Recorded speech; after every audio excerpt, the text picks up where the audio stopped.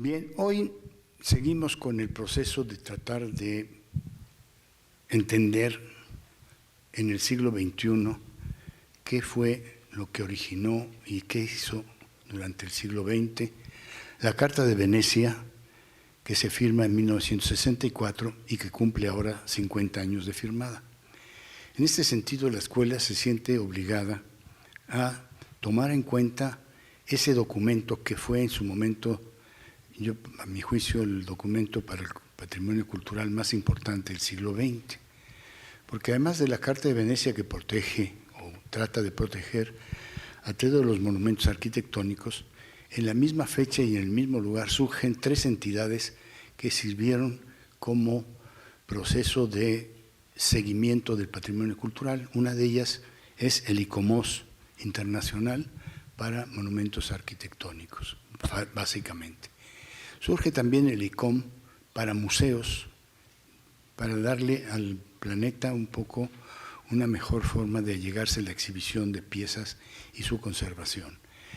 Y finalmente el ICROM de Roma, que tiene la función de capacitar en los diferentes rumbos del patrimonio cultural a aquellos países que no tienen elementos formativos como los que podemos tener nosotros o los que tiene Bruselas o los que tiene Italia, sobre todo los países africanos, los países centroeuropeos que no tienen capacidades de escolaridad en este tema.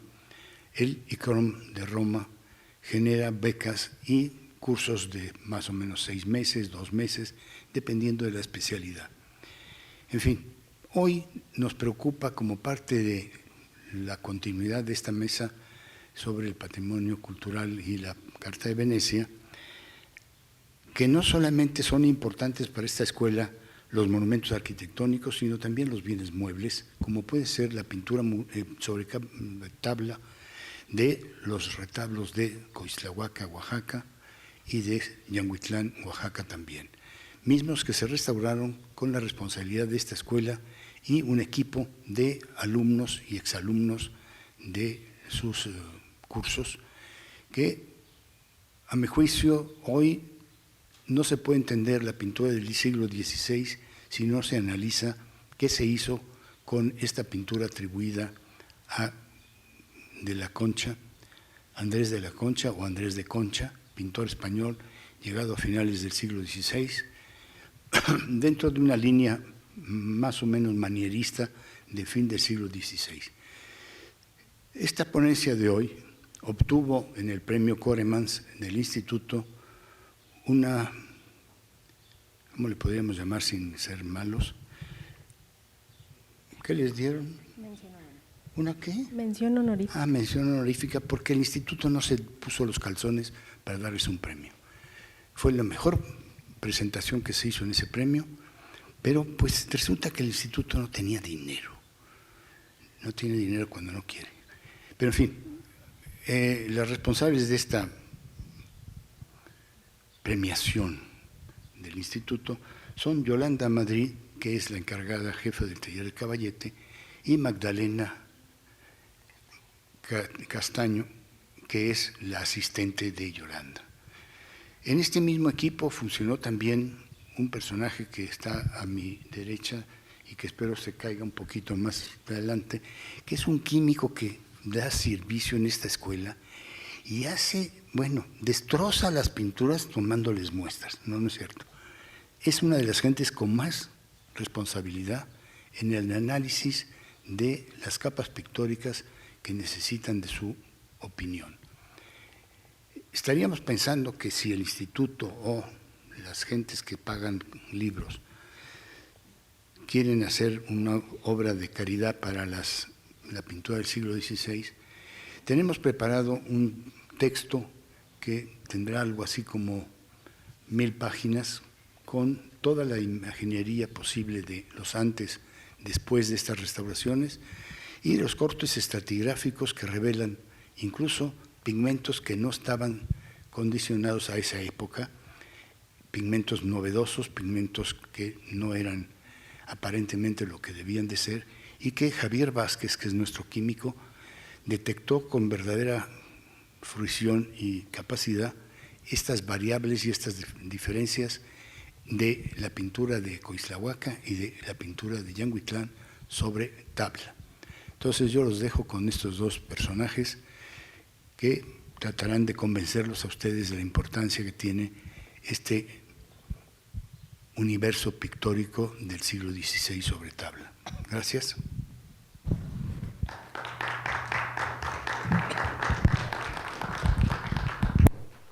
Buenas tardes, muchas gracias por su presencia. Bueno, hemos decidido leer un texto, perdón, mientras vamos viendo algunas de las imágenes pues que pudimos obtener a lo largo de ambos proyectos, de Coixtlahuaca y de Yanguitlán. Y más adelante daremos paso a una serie de imágenes que contrastan, digamos, el estado inicial de las pinturas con el estado final. Y pararemos un poco la disertación que tenemos ahora planteada para que haya preguntas y cualquier inquietud que puedan tener respecto de lo que se va a decir a continuación. Primero diríamos que este es un proyecto que se desarrolla dentro de un ámbito interdisciplinario.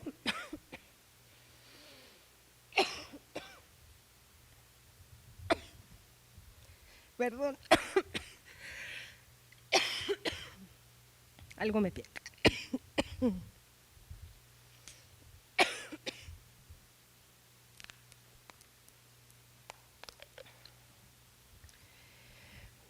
Perdón. Dentro del ámbito interdisciplinario, bajo lineamientos y criterios definidos por la institución académica y con una alta calidad en la ejecución. Como iremos viendo en el transcurrir de esta presentación, son tres ejes, digamos, rectores que se plantean para el proyecto de Coixtlahuaca y que de algún modo permean hacia el proyecto de Yanguitlán. El primero, que se desarrolla del 2008 al 2009 y tiene una segunda etapa hacia el 2012. Y Yanguitlán, que inicia en el 2009 y termina en el 2010. La relevancia histórica, estética, artística y funcional, por decirlo menos, de los retablos mayores de estos dos conjuntos conventuales, Coixtlahuaca y Yanguitlán, precisaba definir un proyecto multidisciplinario, en búsqueda del conocimiento cabal de las características y valores de las pinturas, de tal suerte que fuera posible cumplir con el principio general de la intervención de las pinturas de Caballete, que promueve el respeto a las cualidades de los bienes culturales, asegurando su permanencia y transmisión a futuras generaciones, tal como lo maneja y lo establece la Carta de Venecia en su artículo 9. En ambos sitios las pinturas son atribuidas a Andrés de Concha, forman parte de un primer acto de creación retablístico desarrollado en las últimas décadas del siglo XVI a conveniencia de la Orden de Predicadores. Ambos retablos fueron renovados hacia el siglo XVIII por diversas causas. Los atributos artísticos, conceptuales y materiales de las pinturas sobre tabla y de las esculturas mantuvieron a estas imágenes en uso ante la comunidad dominica y ante la comunidad civil durante la reconformación de los conjuntos, lo cual habla no solo de atributos artísticos, o sea, de un valor artístico como tal, sino de un valor de uso y de funcionalidad. No haremos mucho más hincapié en los valores de las obras para concentrarnos un poco en difundir cuál fue nuestro recorrido metodológico y la toma de decisiones para su restauración dentro de los sustentos teóricos. Otra de las cosas que tendríamos que decir es que bajo el concepto de que la conservación tiene una función útil para la sociedad, como lo maneja la Carta de Venecia, el límite establece ahí mismo, se define o se condiciona a partir de la evolución de usos y costumbres. En este caso hubo todo un proceso de gestión, no solo de la escuela, sino también de la Coordinación Nacional de Patrimonio Cultural, para tratar de convencer a la comunidad de que las pinturas podrían ser trasladadas a la Ciudad de México y analizadas dentro de los talleres de la ENCRIM y de la Coordinación Nacional. Sin embargo, debemos decir que la comunidad se negó rotundamente a que su patrimonio saliera de ahí y más bien los talleres tuvieron que ser trasladados a los espacios. En el caso específico de la pintura de Caballete y en el ámbito de la restauración, la imagen es la razón de ser del bien cultural.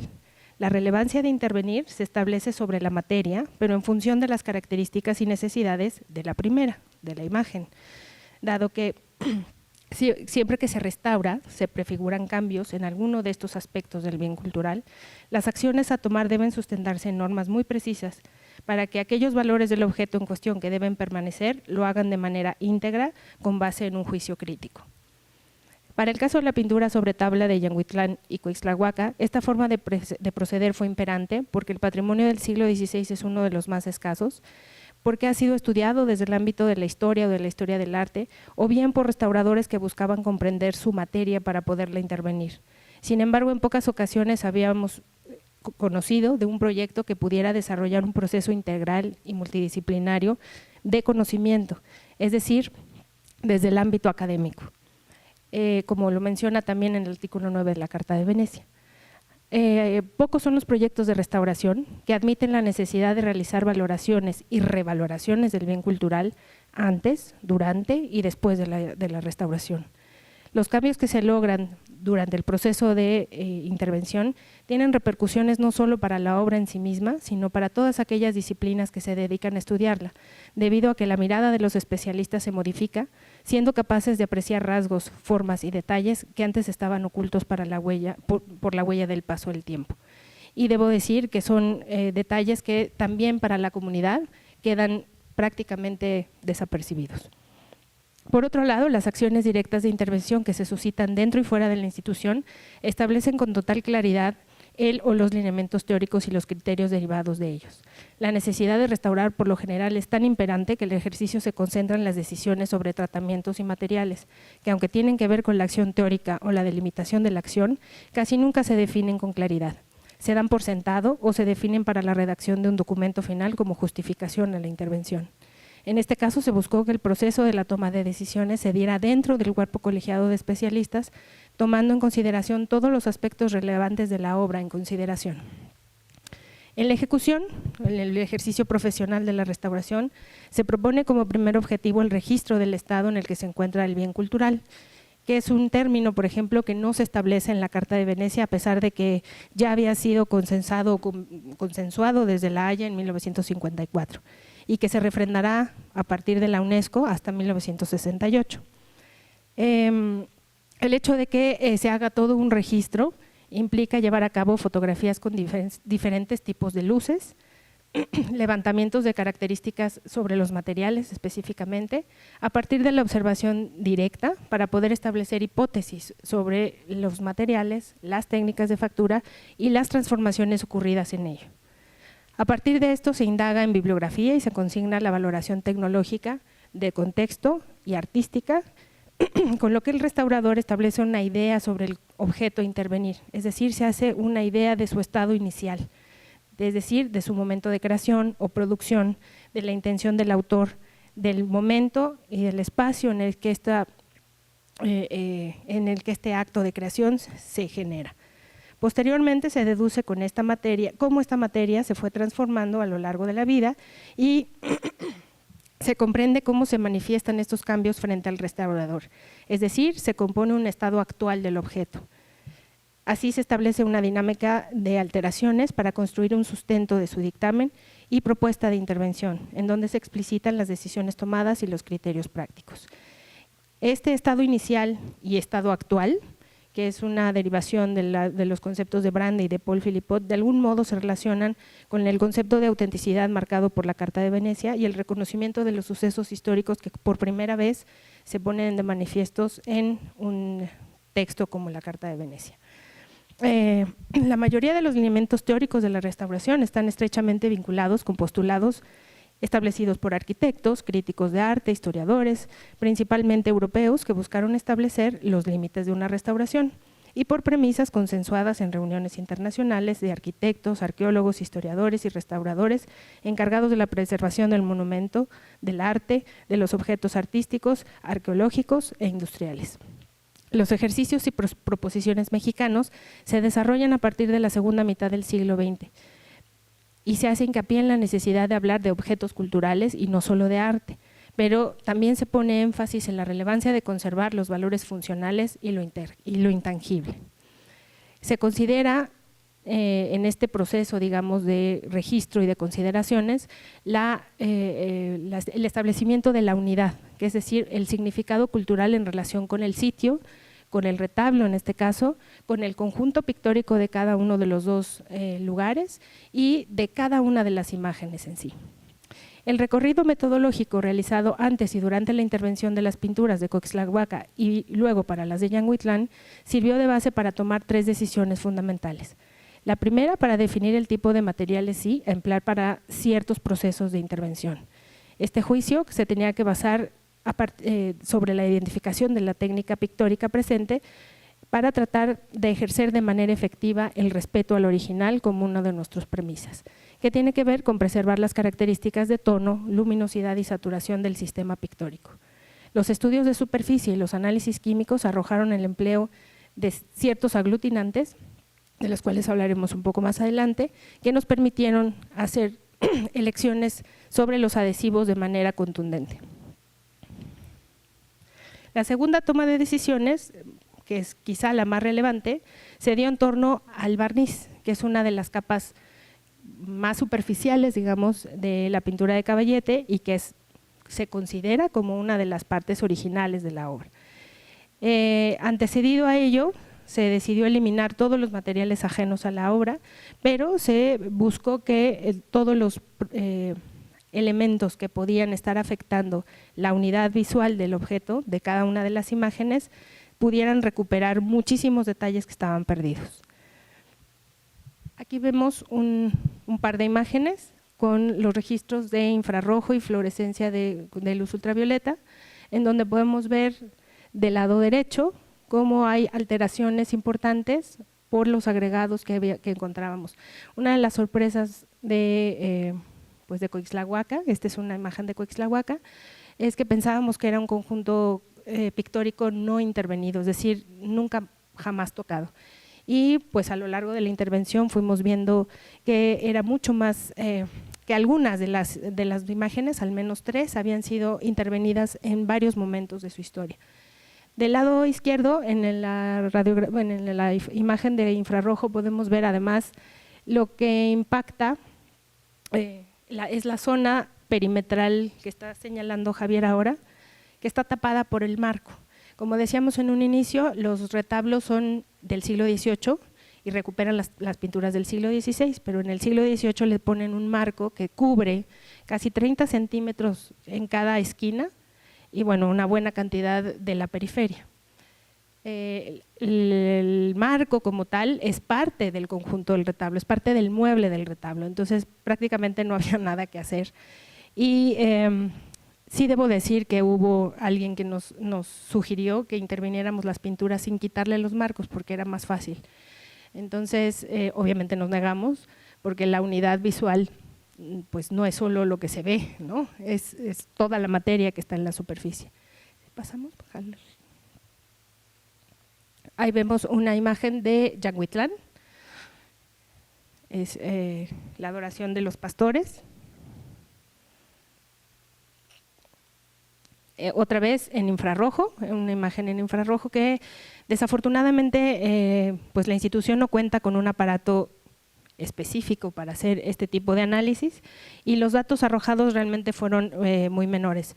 Hay todo un estudio importantísimo en varios países, uno de ellos es España, ¿no?, que ha estudiado pintura sobre tabla con este sistema de infrarrojo, con aparatos especiales, y otra de las características es que para la pintura que deriva de algún modo de origen flamenco, el dibujo preparatorio se hace con carbón y ese carbón es susceptible de ser identificado bajo luz infrarroja. En este caso también encontramos restos de un dibujo preparatorio, pero no hecho con carboncillo. Entonces realmente pues casi veíamos exactamente la misma imagen, solo que pareciera no tener esta capa de barniz que es lo que vemos acá.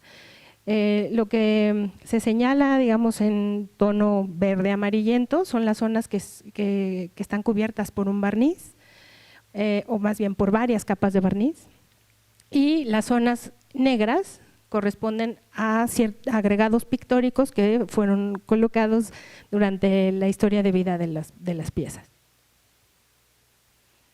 Ahí vemos una más. Vean cómo los barnices no están colocados en todos los casos en el mismo grosor, en la misma cantidad sobre todas las superficies, y por lo tanto el reconocimiento que se hace de cada una de las imágenes sin perder el concepto de unidad como conjunto tiene que ser prácticamente individual. Una de las cosas que nos dimos a la tarea de estudiar en este recorrido, insisto, durante el proceso de intervención, fue la secuencia técnico-pictórica. Andrés de Concha es un pintor del que se sabe realmente poco y más bien no había habido hasta ahora un estudio, digamos, que condujera historiográficamente la presencia de Andrés de Concha desde que llega prácticamente a Yanguitlán hasta que muere. Y pues una de nuestras inquietudes era justamente tratar de definir si esto pertenecía a Andrés de Concha o no.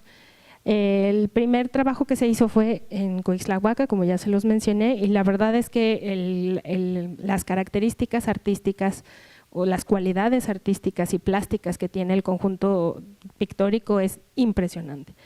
Y en Yanguitlán veíamos al menos 2 o 3 manos distintas.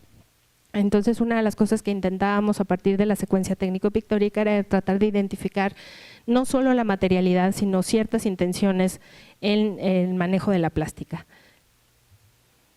Vemos detalles impresionantes, este que parece ahora en esta imagen pues un ángel más o menos de buen tamaño, pues imagínenselo en una pintura de 2×2, en el cielo, en la parte superior prácticamente era…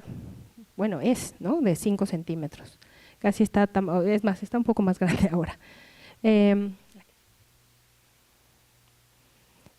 Detalles como la construcción de los cabellos, de las lágrimas, de las pestañas en los ojos, de los borreguitos acostados, las espigas de trigo,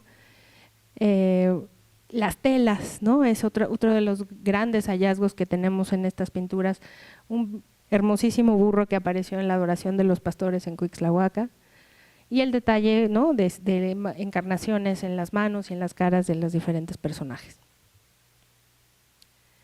En este recorrido de la secuencia técnico-pictórica, al analizar las imágenes, pues prácticamente, casi microscópicamente, es que encontramos en muchas de ellas rasgos de los dibujos preparatorios que están generadas a partir de tintas, es decir, no hay, como les decía, carboncillo, que es lo que se sugiere en la pintura europea, y pues eso, la construcción de las encarnaciones, de los paños, ¿no? La diferencia entre cada una de las zonas, que hace clarísimo que hay telas pesadas, que hay telas mucho más sueltas, que hay zonas que sin duda se trata de cuero, ¿no?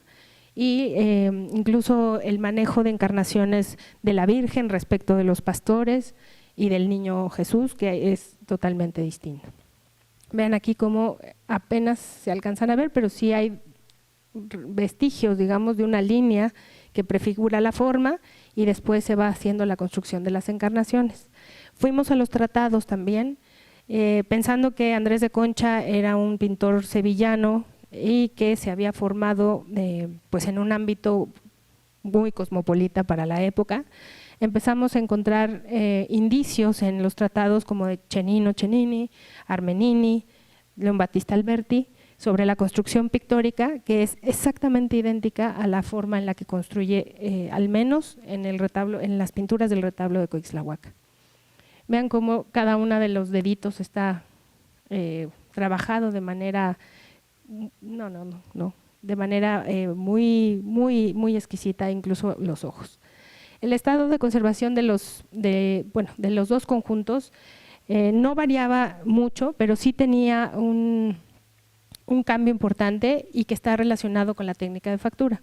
Las pinturas de Coixtlahuaca podrían ser posteriores a las de Yanguitlán, en el hecho de que el panel está construido con tablones verticales, con travesaños horizontales que parecen casi polines porque tienen un corte casi cuadrangular. y esos polines están clavados hacia el frente, digamos, del panel con clavos de hierro forjado. En la parte anterior encontramos pequeños tiras de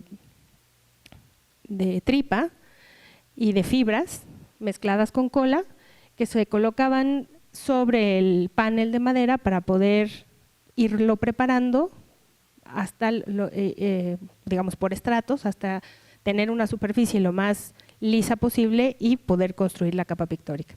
En el caso de las pinturas de Jan Huitlán, tenemos paneles mucho más delgados, travesaños móviles, es decir, están embutidos dentro de la construcción del panel y eso hace toda la diferencia. Mientras que estos se están amarrando prácticamente a los tablones, en este caso los travesaños se mueven junto con los tablones durante los cambios de humedad y temperatura. Las fibras de madera pues están vivas, ¿no? Y nunca dejan de moverse ante los cambios de humedad y temperatura. Esto hace que la estabilidad, digamos, del panel como tal sea mucho mayor en el caso de Coixtlahuaca respecto del de Jan Huitlán. Una de las cosas que veíamos es que estos travesaños prácticamente amarran a los tablones nada más en la sección en donde se encuentran y entonces la diferencia de movimientos se genera hacia adelante y hacia atrás, lo cual provoca, como verán aquí, ¿no?, grietas que prácticamente son imposibles de mantener estables.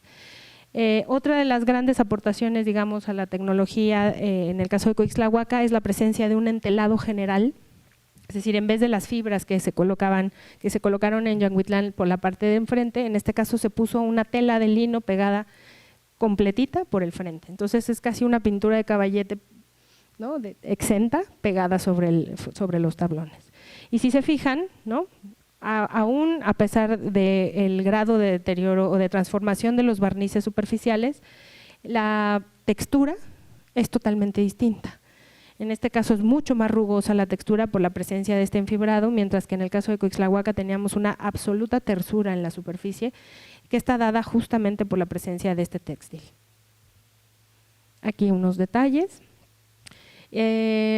Esta estabilidad, digamos, del panel de Coixtlahuaca hacía que prácticamente no tuviéramos problemas en el panel, mientras que en Jan Huitlán, como ya mencioné, pues había grietas en todos los tablones, en todos los paneles, que hacían pues eso, que hubiera pérdidas, no solo en la apertura, digamos, de los tablones, sino generaba pérdidas en la estructura pictórica, que además pues visualmente impedían, ¿no?, la correcta apreciación de las formas y de la composición. En el caso de Coixtlahuaca más bien había pérdidas muy serias porque prácticamente habían degradado todo el estrato pictórico. Lo que estamos viendo aquí es la base de preparación, ni siquiera la imprimatura quedó, y que están relacionadas o que pensamos que están relacionadas con una intervención anterior en la que se colocó cola ácida. Esta es una preparación tradicional en la que la cola animal se disuelve, digamos, en ácido acético, en vinagre, y degradó a tal grado que, bueno, muchas caras de las vírgenes y de varios personajes se encontraban como en este sentido, como si hubieran sido arañados, pero el efecto era pues que hasta en un cambio de textura, y en el momento de hacer pruebas de limpieza reconocíamos la presencia como de una cola, ¿no? Por eso la idea es que haya sido intervenida al menos las pinturas que estaban más abajo, tratando quizá de refrescar un poco la imagen o de hacerla volver a vibrar con los colores aplicando este adhesivo.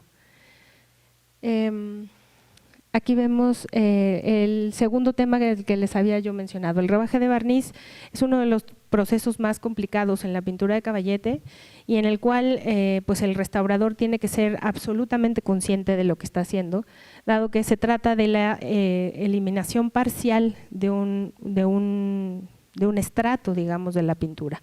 Aun cuando decíamos hace unos momentos que este barniz no se conformaba de una sola capa, sino de muchas sucesiones de capas de barnices aplicados prácticamente desde finales del siglo XVI hasta nuestros días, son considerados como originales y como parte de esta autenticidad de las obras.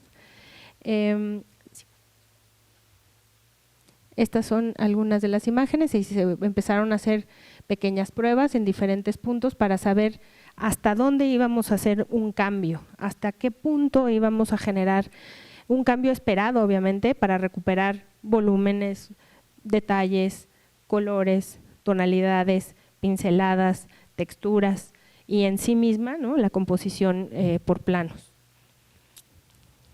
En ambos casos se decidió trabajar hasta lo que teníamos en ese momento, que eran geles tradicionales realizados inventados por Richard Wolbers, y que Javier pues ha trabajado con ellos desde hace muchísimos años. La verdad es que dieron muy buenos resultados para poder rebajar estos barnices. El concepto de pátina es una de las cosas que para la pintura de caballete, al menos dentro de la institución, es fundamental, y aunque no es un estrato medible, ¿no?, seguimos creyendo que esta idea de concebirlo como un concepto del paso del tiempo sobre la obra sigue siendo fundamental. No solo por un concepto teórico, sino porque físicamente es importantísimo mantener una cierta distancia entre la capa pictórica, que sí es original y que tiene muchísimas cosas dentro de su composición que pueden ser mucho más solubles que los propios barnices. Aquí unos detalles de cómo se fue haciendo este proceso de rebaje de barniz, descubriendo pues detalles que prácticamente estaban perdidos en estas masas ocres, ámbar, ¿no?, que se fueron rebajando. Es cierto que el punto, digamos, el nivel de rebaje de barniz fue profundo, tratando justamente de rescatar todas estas cualidades artísticas que prácticamente estaban perdidas, ¿no? Y para un espectador que ve un retablo a 15, 20 metros de distancia, el poder recuperar estos detalles y precisiones artísticas pues hace todo un cambio en la lectura que puedan tener sobre esas imágenes. Como les decía hace un momento, se eliminaron todo lo que era mugre, todo lo que era cochambre, tierra depositada en superficie, y posteriormente se empezaron a hacer los rebajes de barniz capa por capa. Es decir, no llegábamos a un nivel de rebaje de barniz profundo de primera instancia. Se iban haciendo poco a poco estas transformaciones para, no solo por precaución, digamos, sino también para ir nivelando el rebaje de barniz de todo el conjunto pictórico, que esa es otra de las grandes facilidades que pudimos tener. El hecho de trasladar el taller prácticamente al conjunto, en ambos casos a los conjuntos conventuales, nos permitió tener amplios espacios en donde se adecuaron las condiciones para poder tener la mayor cantidad de tablas presentadas, ¿no?, y distintos restauradores trabajando en ellas, de tal suerte que los procesos iban haciendo más o menos a la par, y el nivel de barniz podría estar controlado prácticamente para todo el conjunto conventual, el conjunto pictórico, intentando justamente tener en conciencia que eran una unidad, todas, y que todos los procesos tenían que llevarse con la misma calidad en cada una de ellas. Vean la diferencia, digamos, de las zonas que están prácticamente cubiertas por con un velo ámbar, de las zonas que ya se pudieron ir trabajando. Estos son unos detalles de las pinturas que se encuentran en las predelas, en el antes y antes de iniciar el proceso de reintegración, o sea, terminando el rebaje de barniz. Una de las cosas importantes en el rebaje de barniz es la consideración sobre estos agregados pictóricos que ya decíamos que eran fundamentales como parte de la documentación y los testimonios históricos que se quedan junto con la obra. Igual que la Carta de Venecia, y pues de algún modo derivado de la teoría de Cesare Brandi y de Paul Philippot, todos los agregados pictóricos los respetamos como parte de la información que pueden dotar sobre la historia de vida de un bien cultural. Sin embargo, aquellos que tienen una intención solamente reparadora, es que pueden ser consideradas su remoción, siempre y cuando estén afectando la lectura o la apreciación de la imagen. En este caso vemos un detalle ¿sí?, de la crucifixión de Coixtlahuaca, y en el que en el momento de empezar a rebajar el barniz, como en estas zonas, empezamos a encontrar un área bastante considerable, con una pasta durísima y en color gris, una pasta como de resane, en color gris, dura, muy dura, mucho más dura que la capa pictórica, que generaba pues que la propia pintura trabajara como material de sacrificio y se empezara a desprender. Entonces, no solo por estabilidad, sino porque además estaban estos agregados en color amarillo, porque fueron colocados ya con un barniz envejecido. Entonces, era prácticamente imposible guardarlos, porque no aportaban realmente ningún tipo de información. Es una tabla que ha sufrido prácticamente, yo considero que desde que fue hecha, de una fractura, ¿no? Que cruza prácticamente todo el cuerpo de Cristo, desde el hombro hasta prácticamente hasta más abajo de las rodillas, y del lado izquierdo también. Se fue retirando poco a poco el material, tratando de pues llegar a la capa pictórica original. De hecho, la capa pictórica original estaba completita, casi completa en la parte de abajo, pero remetida, ¿no? O sea, en el momento en que habían puesto esta pasta tan dura, la habían empujado hacia el fondo y entonces hubo que hacer casi un pequeño levantamiento, ¿no? Con mucho cuidado para poder rellenar la parte de abajo y volver a darle nivel a la capa pictórica original. En este otro caso, que es la Anunciación, tuvimos también una serie de complicaciones porque encontramos modificaciones interesantísimas. En el momento de quitar el marco, este marco grandotote, encontramos en el canto, digamos, izquierdo de la pintura, una línea que nos marcaba que el manto del arcángel había sido modificado. Se hicieron algunas calas exploratorias y reconocíamos que esta capa que veíamos aquí era la capa pictórica original, es además la del siglo XVI, que tenía, no se alcanza a ver por la proyección, pero tiene un color morado, muy bonito, que probablemente haga referencia a la presencia de lacas. Ya Javier se los mencionará en un momento. Y luego una capa pictórica azul y encima una capa pictórica gris. En todos los casos estaban tratando de imitar la pincelada del pintor, de Andrés de Concha. Pero una de las cosas que más nos llamó la atención fue una modificación, una transparencia que no entendíamos de dónde venía. Y si se fijan, está en esta sección, este es un detalle de esta parte.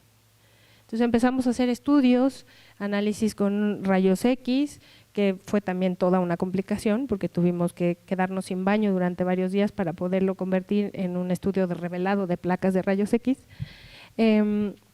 Y pues eso, encontramos al final el que había habido una modificación del brazo izquierdo del arcángel. En un primer momento este brazo fue construido hacia abajo y el autor se arrepintió, le pareció que la composición no quedaba adecuada y lo modifica hacia arriba.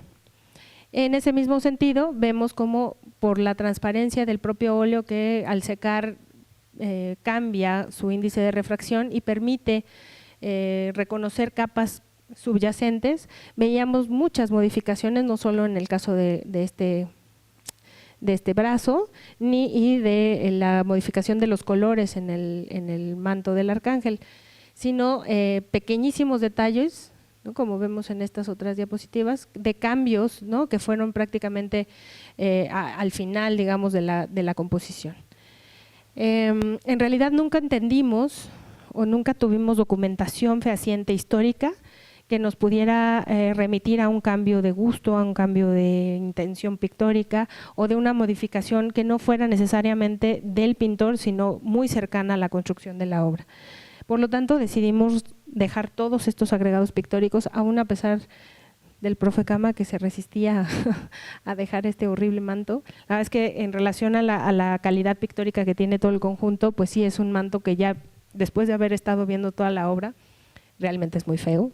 Y estos brazos que son realmente cortísimos, ¿no? Si se fijan, sí no tiene una proporción adecuada respecto del personaje.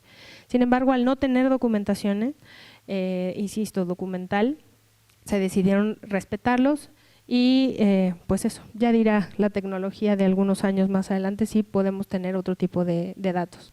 Javier les va a volver a comentar respecto de estas decisiones. En el caso de Yanguitlán, pues es un poco lo mismo. La verdad es que sí eran pinturas que estaban mucho menos intervenidas. Si se fijan, son cosas muy menores, muy locales, que simplemente estaban reparando pequeños agujeritos en prácticamente todos los casos.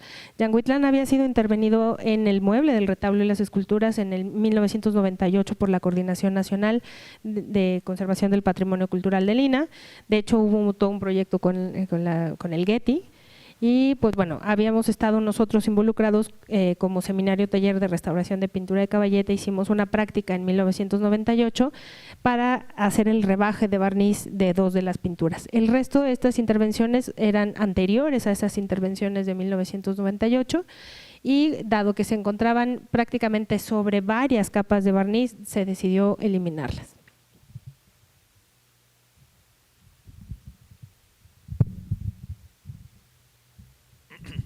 Bien, pues yo les voy a platicar sobre toda la dinámica de trabajo con respecto a los análisis químicos.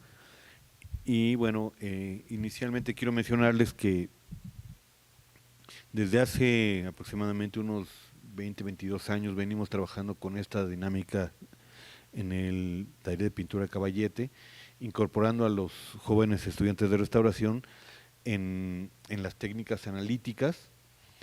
Es decir, el tratar de que los jóvenes hablen el mismo lenguaje que un químico y sepan qué estudios pedir en determinados casos y sepan interpretar una serie de espectros, de fotografías, aprendan a leer cortes transversales, de tal forma que sus intervenciones pues, van a ser muy enriquecidas con este tipo de trabajos. En el caso de nuestros proyectos, se realizaron una serie de estudios, como mencionaba Yolanda, de diferentes tipos de luces, pues para poder determinar qué materiales estaban presentes, cuál era la estrategia de análisis. Se discutió justo con todo el grupo de trabajo, pues por dónde íbamos a comenzar a trabajar, y se decidió que lo primero que íbamos a hacer iba a ser la lectura con fluorescencia de rayos X, que es un equipo portátil que hace 8 años adquirió la escuela. Este equipo nos da una posibilidad muy interesante.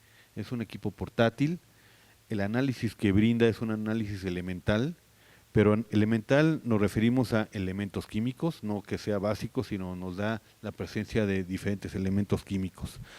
El equipo también funciona, digamos, nos reporta análisis muy rápidos, en 60 segundos, son análisis precisos y nos va indicando cuáles son los materiales que están presentes en la cava pictórica. Aquí tenemos una imagen de la Anunciación de Coixtlahuaca y son algunos de los puntos que analizamos en diferentes etapas. En realidad, si hubiéramos puesto todos los puntos que trabajamos, no veríamos la silueta o la imagen del arcángel, porque ahí sí hicimos un estudio exhaustivo. Ahora les muestro otra imagen con las muestras que se tomaron de esta pintura. En realidad se tomaron de todas, pero como estas 2 pinturas son las que pues, presentaron este tipo de detalles sobre procesos de intervención, pues me enfoqué a traer estas imágenes. Estos puntos que vemos aquí son las muestras extraídas. Les mencionaba que son muestras aproximadamente de 1 o 2 milímetros.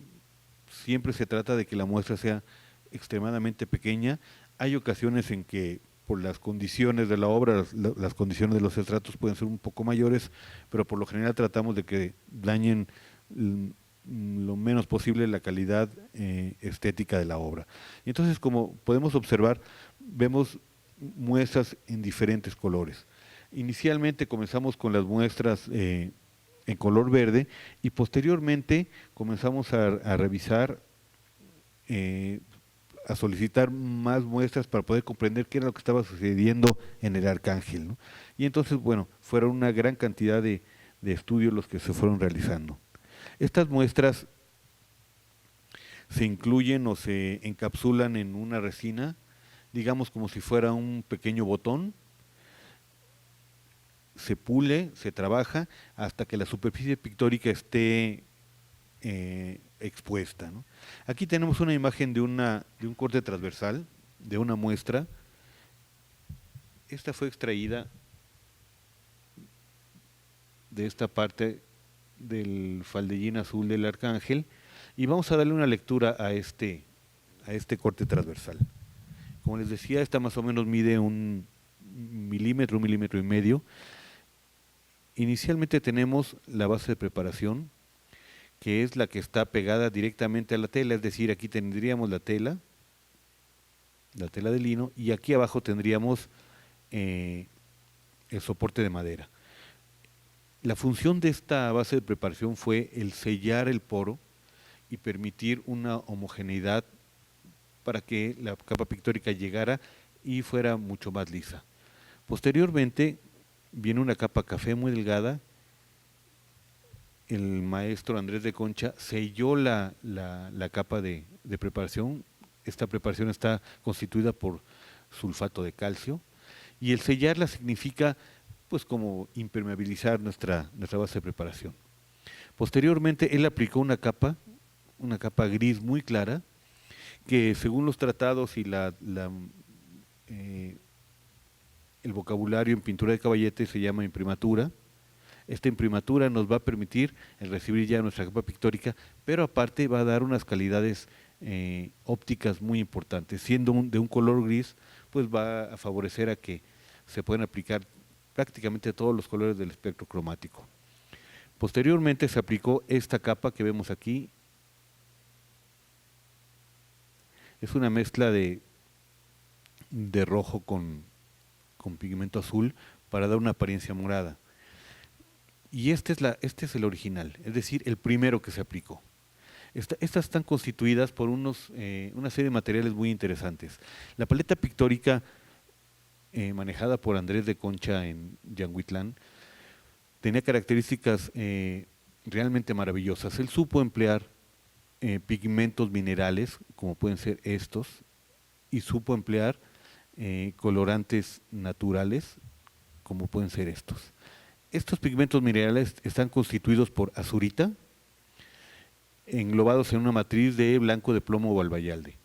Y este colorante rojo es una laca de cochinilla. Cabe mencionar que dentro de toda la investigación posterior que realizamos, Coixtlahuaca fue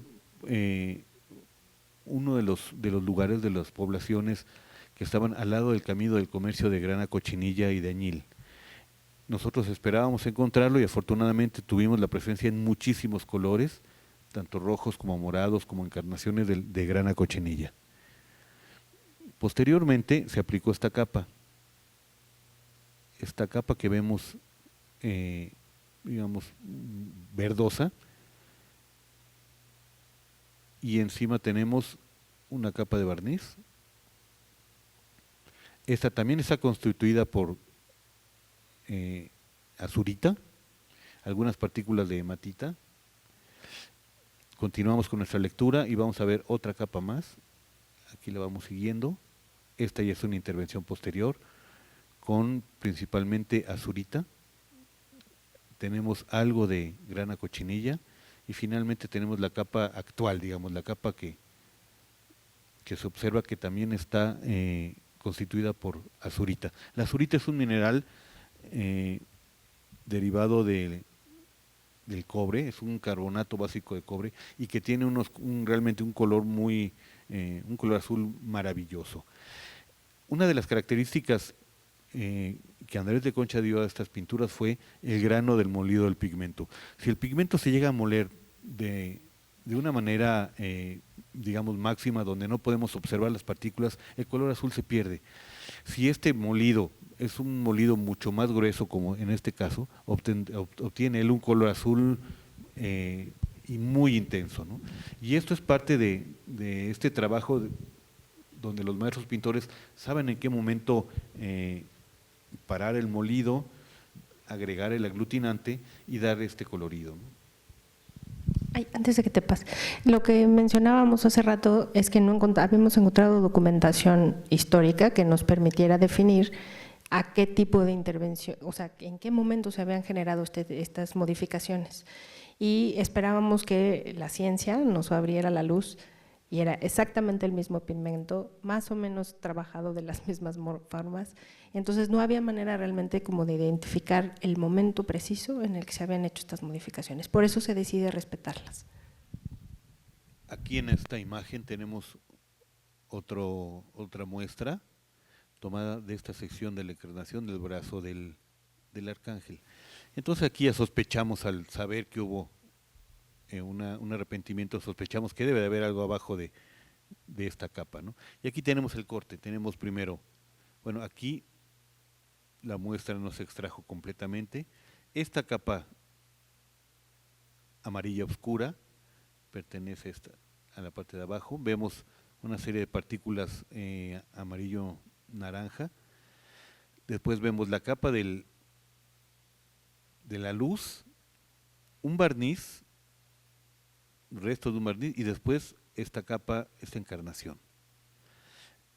Tuvimos una sorpresa muy interesante al analizar los pigmentos amarillos también, porque sospechábamos que la paleta tradicional iba a ser un pigmento ocre, un óxido de hierro. El equipo de fluorescencia tiene tal sensibilidad que nos ayudó a identificar un pigmento llamado hialolino, que es un óxido de estaño con óxido de plomo. Es un pigmento usado en Europa, muy empleado en el Renacimiento, y que suponemos que en algún momento lo deben de haber pedido, debe de haber llegado de Venecia, que fundamentalmente era donde se elaboraba este pigmento. Aparte también encontramos una serie de partículas de un pigmento de arsénico llamado oropimente, todo ello aglutinado con óleo, con aceite de linaza, ¿no? La matriz que envuelve estos pigmentos es una matriz de blanco de plomo. Es decir, que todas las pinturas, tanto de Coixtlahuaca como de Yanguitlán, estuvieron mezcladas con blanco de plomo. La cantidad de blanco de plomo es realmente excepcional en el empleo de estas pinturas.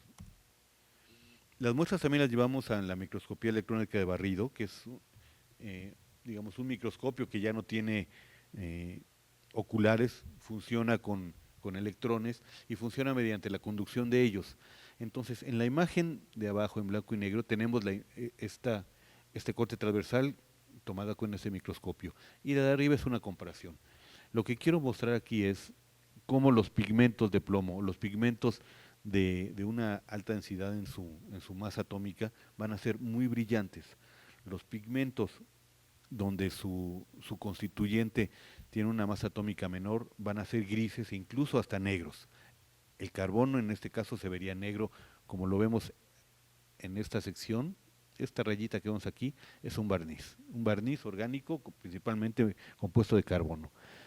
Esta es nuestra base de preparación compuesta de yeso, la imprimatura gris, la capa pictórica amarilla oscura, la amarilla clara y una intervención. Mediante esta técnica y complementario con los cortes transversales de microscopía óptica, nos ayudó a diferenciar perfectamente cuáles eran los materiales agregados en momentos posteriores, ¿no? Aparte pudimos medir con el equipo es maravilloso, porque si yo le digo al equipo, analízame este punto, nos da un espectro, una gráfica, o lo podemos analizar en áreas, o podemos medir cuál es el grosor de esto. Y aproximadamente los grosores en la capa pictórica eran menos de 1 milímetro, en algunos casos era 1 milímetro. Es decir, que muchas de estas capas miden lo que mide una hoja papel bond. 2 hojas papel bond, digamos, una hoja papel bond mide 20 micras aproximadamente. Y estas capas, esta que tenemos abajo mide aproximadamente 10 micras. Esta que está aquí mide lo que mide una papel bond y así sucesivamente, ¿no? En las visitas que realizamos al proyecto, que prácticamente íbamos una vez al mes, llevamos un microscopio de brazo, un microscopio universal, para poder tener acercamientos a la pintura y tener registros, digamos, un poco más profundos de la pincelada y de todas las intervenciones. Entonces se tomaron fotografías, una gran cantidad de fotografías de estas obras, y aquí muestro una. Esta fotografía es tomada justo de una de las del muslo de Cristo en la crucifixión, y aquí vemos la capa pictórica agregada posteriormente de color rosa, y todo esto es la pasta gris que nos mencionaba Yolanda. Abajo de esta pasta gris tenemos en algunos casos la capa pictórica inicial u original, ¿no? Y todo esto es cola, residuos de cola y materiales agregados en esa intervención que no académica, llamémosle de esa forma, ¿no? Aquí tenemos la crucifixión. Son todos los lugares donde realizamos las tomas de fluorescencia de rayos X. Observamos que nuestra atención se concentró en esta región, pues porque teníamos que ver si los materiales eran diferentes, eran originales, y qué nos decían los análisis químicos. Estos son los muestreos que también realizamos a la obra, y este es un corte transversal del manto rosa de María Magdalena. Igual, bueno, ya conocemos nuestra base de preparación constituida por yeso y que está aplicada según los tratados que mencionábamos hace rato, el tratado de Chenino Chenine o el tratado del monje Teófilo, en fin, tratados medievales donde mencionaban cómo se tenían que aplicar estas capas. Aquí sí vemos el color gris de nuestra imprimatura, y después es el rosa de María Magdalena, donde hay un cambio de color, rosa con azul, que los italianos le llaman cangiamento. Aquí vemos algo de las partículas del color azul, que posteriormente, en el siglo XIX, vamos a ver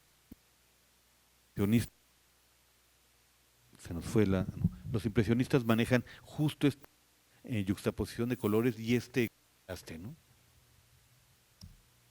Este es uno de los espectros de fluorescencia de rayos X.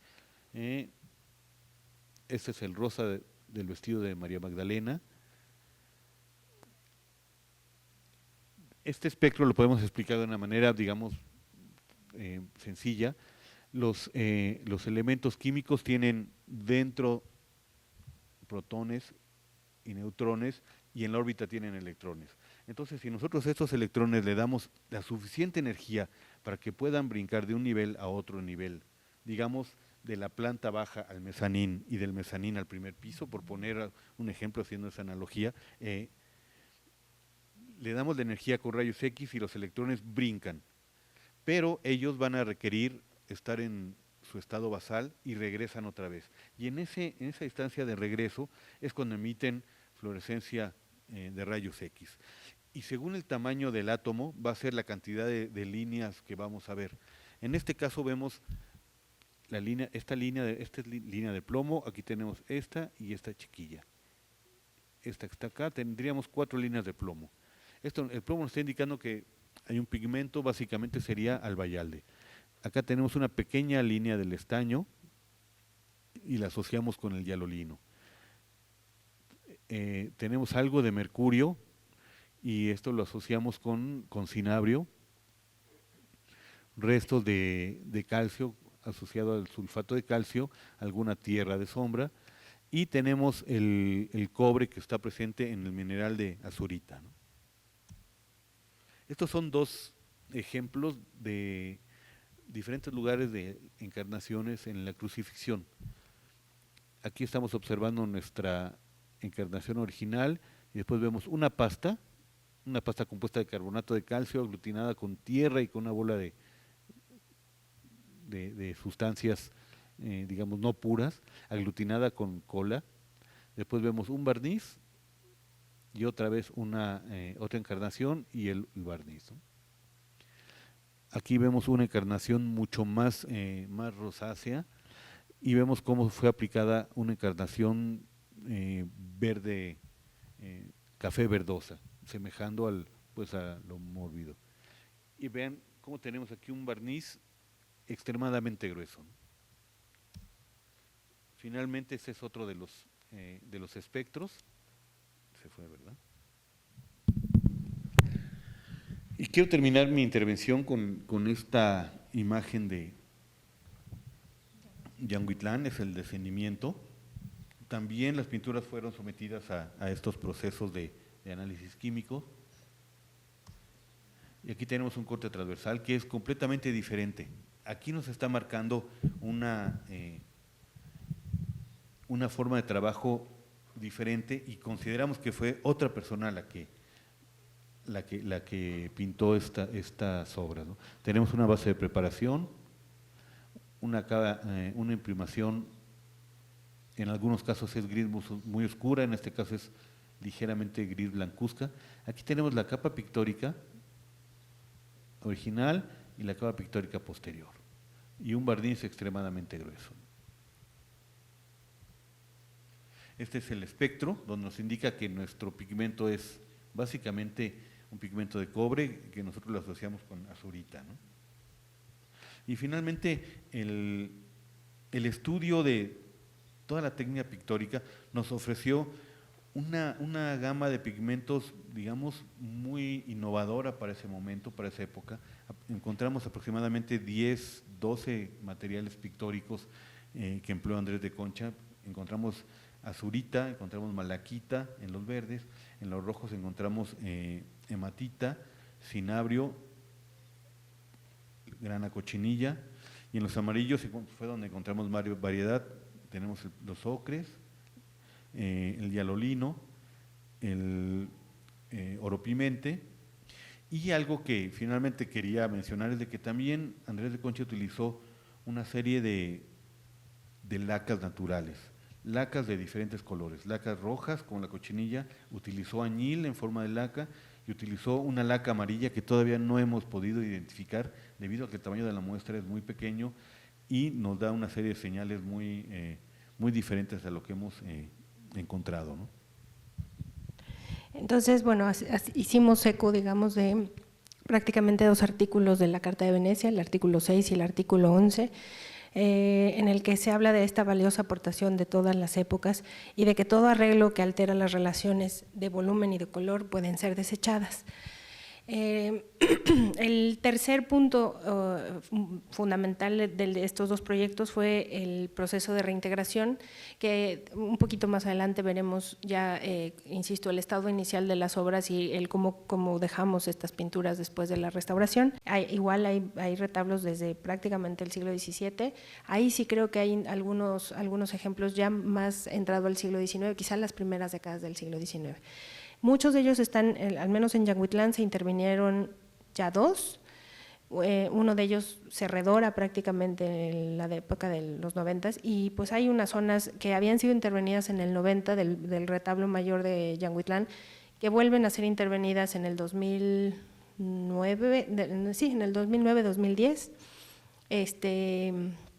pues bueno, con otros criterios, la verdad es que no están muy de acuerdo con lo que nosotros planteamos para las pinturas. No sé si con eso contesté. Los quiero felicitar por su trabajo, es un excelente trabajo, enfrentarse a todos los problemas, no solo la comunidad, burocracia, dificultades técnicas, etc. Los felicito por su trabajo. Me llama mucho la atención lo que decía al final Javier sobre los pigmentos encontrados gracias a las muestras y a todos los estudios que se hicieron. Hace unos años estuve trabajando a la par con el Instituto de Investigaciones Estéticas e hicieron una investigación de 2 obras de Andrés de Concha. En uno de ellos les llamaba mucho la atención justamente lo que decías, que utilizaron una laca orgánica amarilla, ¿no? Y que todavía no la podían ellos identificar, y es curioso porque ellos decían que no habían podido encontrar referencia a otra obra que tuviera esta misma característica, que se les hacía muy raro. Ellos comparaban estas 2 obras y decían que nada más una la tenía. Entonces creo que es una gran aportación. Lo que me llama la atención aquí es, no lo desconozco porque hace mucho que no leo los tratados, si se hace referencia de esto no sé, ellos utilizan más la fuente de Pacheco. creo que ustedes utilizan más a Cennini, entonces no sé. Sí, la verdad es que pues nos fuimos más para atrás, ¿no? O sea, Pacheco está recuperándolos a los tratadistas antiguos, ¿no? Pero sí, pensando en la gran ventaja de haber trabajado, por ejemplo, con la doctora Nelly Sigó y con el doctor Rogelio Ruiz Gomar y con Magdalena Vences, es que pudimos entender el contexto de creación de las obras y el contexto de formación del pintor. Entonces, pues es un pintor que se hace en Sevilla, pero con maestros italianos. Entonces empezamos justo a recuperar como la tradición italiana, y es que es impresionante que lees el tratado y parece que estás viendo la pintura, ¿no? Y ves la pintura y lees el tratado y es que hay una vinculación absoluta. Y bueno, un poco lo decía yo en la mañana, que muchos de ustedes no estuvieron, pero pues la paleta justamente desde Pacheco, Palomino, y lo que encontramos es que es idéntico, o sea, no hay grandes modificaciones, y en los dos tratados mencionan muchísimas lacas, muchísimas. Sí, de hecho los colores amarillos ya los habíamos venido persiguiendo desde hace como unos 10 años. Cuando tuvimos la oportunidad de trabajar en estéticas, tratamos de volverlos a encontrar, pero no pudimos. Y ahora tenemos algunos resultados preliminares que yo todavía no estoy completamente seguro, pero podría ser Gualda. Digamos, el colorante amarillo con el que antiguamente se pintaba la bandera de España era Gualda. Y de hecho en Coixtlahuaca, haciendo recorrido de campo, encontramos Gualda sembrada. Entonces podría ser Gualda mezclada con algún otro compuesto inorgánico para dar la laca. El problema es que tenemos muestras muy pequeñas y para esos estudios se requiere equipo de una sensibilidad extrema y no queremos echar a perder la poca muestra que tenemos hasta no tener la seguridad de que el equipo nos va a dar ese estudio, ¿no? Una última intervención. ¿Qué posibilidad o qué dificultad ustedes encuentran por ejemplo, ustedes me dicen que, pues ahora sí podemos decir que los tratados nos ayudan a guiarnos en restauraciones y todo esto, pero también sabemos que algunas de las mismas técnicas dañan la obra, bueno, o no perduran, o no hace que la obra se conserve. Y pues, de acuerdo a la carta, también hay que procurar esa conservación y esa restauración. Ahí no hay un juego en el que, ¿dónde quedamos, no? O sea, claro. ¿tratamos de conservar esto o qué hacemos? ¿Te refieres ¿A los materiales? Sí. Sí, encontramos, obviamente los pigmentos y muchos de los materiales pictóricos no son, digamos, eternos, estables. O sea, como todo tiende a sufrir una serie de procesos químicos de oxidación. Entonces, muchos de los pigmentos se han oxidado, ha habido reacciones entre el propio pigmento y el aceite secante, dando una serie de jabones y de protuberancias. Otros pigmentos, como los verdes, se han oxidado y de ese color verde bellísimo tienes un color verde café. Luego, otro color que encontramos en Coixtlahuaca fue el esmalte, que es un vidrio de cobalto, que conforme pasa el tiempo pierde el color azul y se vuelve color grisáceo. También lo encontramos en Ñahuitlán. Es decir, que casi todos los materiales se han ido oxidando y pues químicamente hay una serie de elementos que te pueden invitar a que hagas una reacción de reversa, ¿no? Pero desde el punto de vista de la teoría de la restauración, la Carta de Venecia, pues tú tienes que respetar esos materiales, que yo creo que Yolanda podría explicaros mejor eso. Sí, más bien es que no entendí tu pregunta, o sea, ¿te refieres a los materiales aplicados en la intervención o a los materiales originales? ¿Tú qué postura tendrías hacia los materiales originales, se podría decir, ¿sí? Y a los procesos mismos de intervención? Porque no, o sea, como tú misma la dijiste, ¿no? O sea, hay que respetar esta historicidad de la obra, pero también ese es el problema, que si respetamos parte de esa historicidad, no vamos a conservar en algunos problemas técnicos en materiales de la obra. Sí, nosotros en principio consideramos que o sea, al establecer un proyecto tienes que tener clarísimos ¿Cuáles son estos principios que van a ser los rectores de la intervención? De tal suerte que en el momento en que te encuentres con problemas técnicos, pues busques la manera técnica de resolverlos, apegados a esos principios, no al revés. ¿Sí? Entonces, el problema técnico se resuelve de manera técnica, pero apegado a este concepto teórico.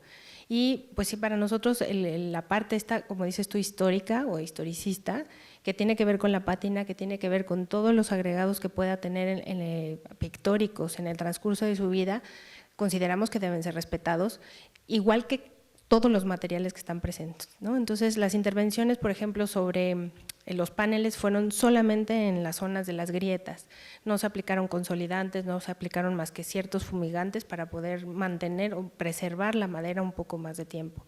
En el caso de cuando había que hacer consolidaciones o adhesión de escamas, pues buscamos colas que fueran muy similares a la cola que se utilizó en la preparación, ¿no? Y en la preparación tanto del tablón y de las tablas como de las bases de preparación, de tal manera que asegurábamos, ¿no?, que es un material compatible, estable, que puede ser incluso en algunos casos hasta reversible si es necesario, ¿no?, y que se puede retratar tantas veces como sea necesario. Seguramente hay otras escuelas que buscarían justo los materiales más novedosos, ¿no?, para poderlos aplicar y pues resolver las problemáticas. La Escuela de Restauración, al menos en el taller de Caballete, toda la vida ha pugnado porque se utilicen materiales y técnicas tradicionales.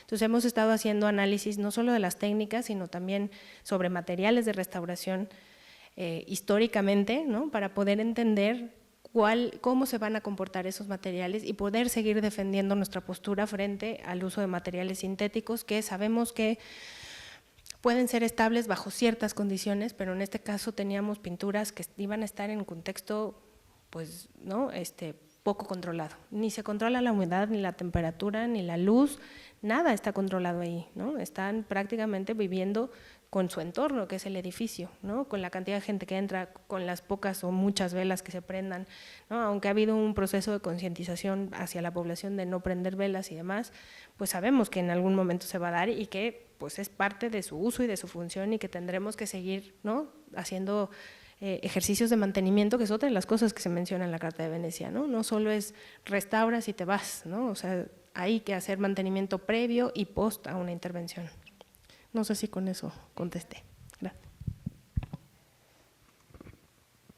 Un poco siguiendo la tónica de lo que veníamos platicando en relación a buscar estos mecanismos de integración de la comunidad. Digamos, todo lo que ustedes presentan se me hace así como muy rico en posibilidades de crear mecanismos que ayuden a vincular a la comunidad con el proceso mismo, con el bien, con el monumento, con todos los elementos que están ahí todos juntos, ¿no? Y bueno, ahorita en todo esto, yo he venido pensando una idea que le llamo, lo estoy pensando ahorita en un taller, digamos, dentro de estos contextos, que es patrimonio, acuarela del patrimonio. Es como crear, voy a tomar este ejemplo, con la población civil que se fue acercando, crear talleres donde copiaran los elementos que están en las pinturas, que están en los retablos, que se enfrentaran a las dificultades de las veladuras, para que fueran entendiendo y a la vez tocando la parte creativa del que va a hacerse responsable o debería hacerse responsable del patrimonio, pero hay que educarlos también de alguna manera en la parte artística, porque si no, no se entiende. O sea, por más que se lo platique uno y se lo platique, no es lo mismo. O sea, las palabras van al pensamiento lógico. Cuando uno trabaja con el color es otra área del cerebro y es otro lenguaje el que se está usando. Entonces creo que esa mala elección, yo lo entiendo así, de el canal que voy a utilizar para enviar mi información es la que impide que llegue la información a su objetivo. O sea, se tienen que pensar en mecanismos que eduquen visualmente, en este caso, ¿no? Sí, debo decir, le sugeriría que buscara una pequeña publicación que tiene Renate Schneider, que se hizo un trabajo muy interesante con los niños de la comunidad de Ixtla, ¿es Puebla? Guanajuato, en unas capillas. Y pues hizo una serie de trabajo muy interesante con la comunidad, insisto, de niñitos, y justo lo que hacían o lo que hicieron fueron relatos y dibujos. El taller de obra mural de aquí de la ENCRIM, de la licenciatura, también hace durante sus prácticas de campo trabajo con las comunidades y normalmente trabaja también con los chicos. El taller de caballete, cada vez que va a prácticas de campo igual a comunidades, pues pequeñas comunidades o ciudades pequeñas, intentamos hacer una campaña importante de difusión en los medios locales, en las misas, como habíamos dicho, y en algunos casos nos han permitido el trabajo también con las escuelas, que fue un poco lo que reproducimos en Coixtlahuaca. Yanguitlán, por ejemplo, ya no se dio, ¿no? Como en Yanguitlán estaban un poco más habituados al contacto con los restauradores, realmente fue muy fácil la entrada y pues casi pasamos desapercibidos, ¿no? pero claro, o sea, lo que necesitamos es sumar, ¿no? Como equipos de trabajo, la verdad es que necesitamos pues no solo de restauradores y de la ciencia, sino de antropólogos que nos ayuden como a llevar a buen cauce todas estas cosas que se nos ocurren y que a veces en realidad no sabemos qué es lo que va a resultar, y pues artistas plásticos, ¿no? Que pudieran ayudarnos también en la creación justamente de estas iniciativas con las comunidades.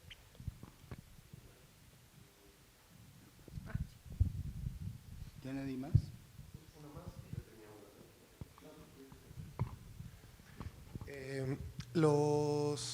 Cuando mencionan capas de barniz que van retirando capa por capa, ¿cómo es que se fueron agregando históricamente esas capas de barniz? Pues en realidad es un enigma absoluto. Ni siquiera podemos identificar exactamente la cantidad de capas, ni podemos ir rebajando exactamente capa por capa, pero sí es un ejercicio paulatino.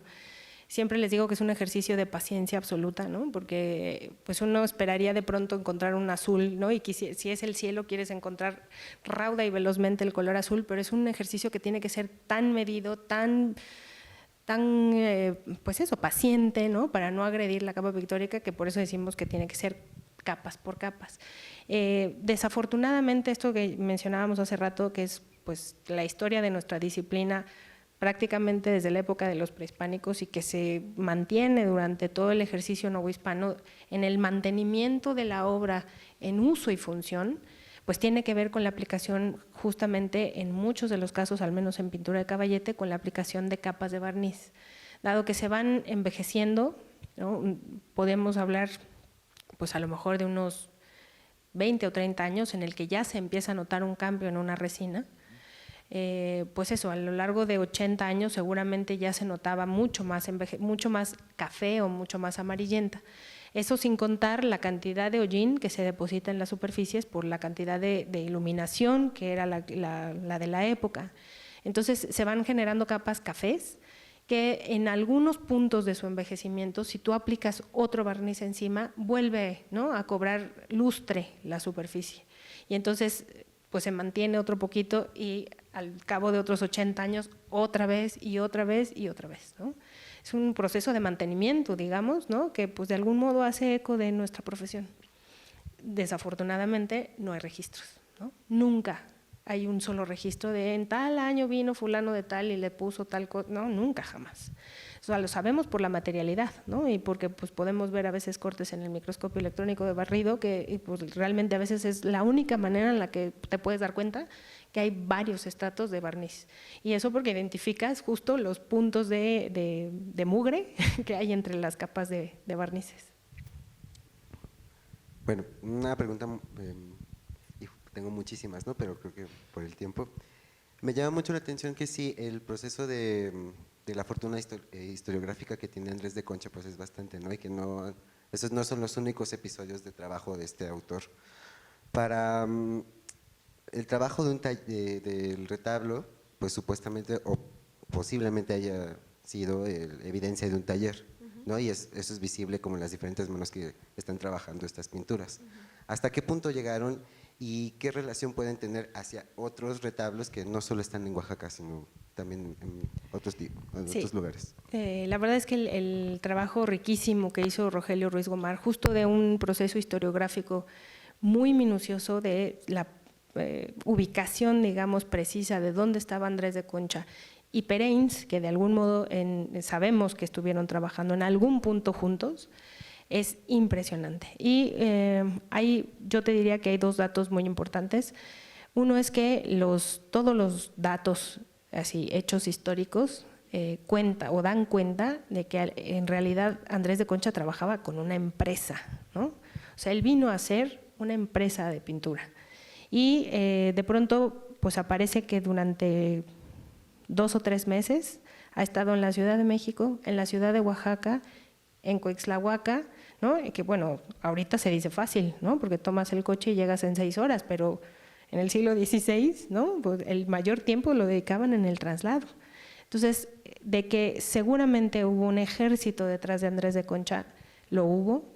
Ahorita que veíamos, no sé, las imágenes una tras otra, primero vimos Coixtlahuaca y luego Yanguitlán, o sea, no hay duda de que no es la misma mano, ¿no? Y que casi se están trabajando pues con una diferencia de muy pocos años y que al mismo tiempo están trabajando en la Ciudad de Oaxaca y en Huejotzingo y en la Ciudad de México, ¿no? Es una maraña espeluznante que Rogelio, ¿no?, hace como una filigrana muy bonita, es muy parecida, ¿no? O sea, los análisis, la pincelada, el tipo de colorido, bueno, son hermanas, ¿no? Pero hay documentación, y que ese es uno de los grandes problemas, la documentación que se tiene de la llegada de Andrés de Concha a la Nueva España es a Yanguitlán, no a Coixtlahuaca. De Coixtlahuaca no se tiene documentación, pero se tiene el retablo. Sabemos que trabajaron en Tamazulapa, pero no existe el retablo, ¿no? O sea, es como ir jugando a las escondidillas, ¿no? Y un trabajo de interpretación y de reconstrucción histórica muy interesante. Y la otra cosa que yo te podría decir, al menos en el caso específico de Coixtlahuaca, porque fue a lo que yo me dediqué, es que sin duda hubo un primer momento de creación y los últimos detalles se dieron cuando esa capa ya había secado. Entonces, sin duda, está de algún modo relacionándose con estos viajes que hacían todo el tiempo, pues prácticamente del centro hacia el sur de la República, durante, no sé, de 1580 a 1600 y poquitos, pues no, estuvieron en un traslado continuo. Pero sí es clarísimo que las últimas pinceladas están dadas sobre una capa que ya secó. No pasa en otras cosas, y la verdad es que Tamazulapa tenemos que ir, pero queda realmente muy poco, y tenemos que tratar de entrarle a Huejotzingo para tratar de cotejar, ¿no? Y hacer un poco lo mismo que ya logramos terminar para Coixtlahuaca, pues para Yanguitlán, y si en algún momento se pudiera, pues para Huejotzingo. Bien, acabamos de estar presentes en una investigación que realizó sobre todo el equipo del taller de caballete de esta escuela. La presentación en este tiempo, en este momento, se debe a esto de la Carta de Venecia que celebra sus 50 años, pero se lo debe también a que hay un grupo en el planeta preocupado por la relación que está teniendo el restaurador con la obra de arte o con el bien cultural. Existen varias líneas, por ejemplo, hay un miserable en España que escribe diciendo que la restauración debe ser mucho más flexible de lo que es ahora, con una ética diferente y que debe servir exclusivamente para satisfacer al público. Yo quiero ver qué público va a apreciar ese trabajo después de 3 años de estar trabajando sobre ello.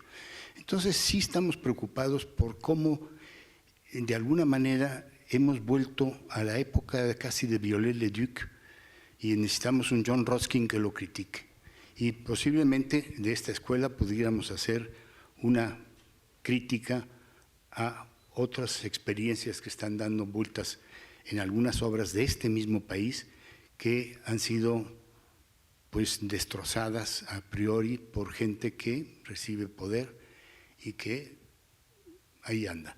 Entonces sí estamos preocupados por qué pasa y aprovechamos la Carta de Venecia para poder expresar en algún momento puntos de vista que la escuela quiere hacer notar frente a otras actitudes y a otras formas de presentarse ante el patrimonio cultural.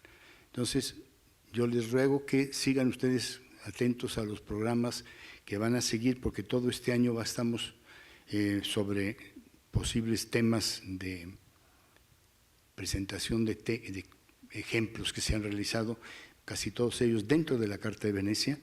Nos espera dentro de poco la restauración de la Máscara de Pacal, nos espera también Acapulco, en Santa María Acapulco, en San Luis, y nos espera también qué pasó con el templo de Quetzalpóatl en Teotihuacán, y vamos a ir buscando otras temáticas que pongan de manifiesto qué hace la escuela frente al patrimonio cultural y en qué manera podemos confrontarnos con gente que ha estado interviniendo, como la vez pasada tuvimos aquí al arquitecto Saldívar explicándonos lo que había hecho en Catedral, y anteriormente estuvo otro arquitecto exponiendo qué había pasado en las casas de Diego y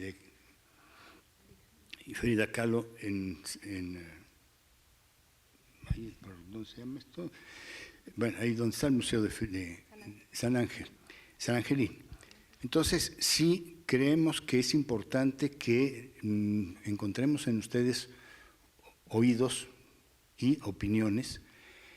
Esperamos que todo esto que se está dando lo podamos de alguna manera manifestar más adelante al final del año como una especie de publicación o de manejo en las redes, de alguna manera hacerlo evidente y difundirlo para que esto que se está pidiendo de educación a través de la publicidad o de la información se vaya dando. Obviamente no se va a poder hacer como se pretende en los puntos donde el patrimonio cultural está en manos de las comunidades, parte porque las comunidades no siempre entienden que el patrimonio cultural es para su beneficio, sino a lo mejor es para su compromiso con un pago que no estaban dispuestos a hacer, pero en el caso de Yanguitlán y de Coixtlahuaca no es ese el problema.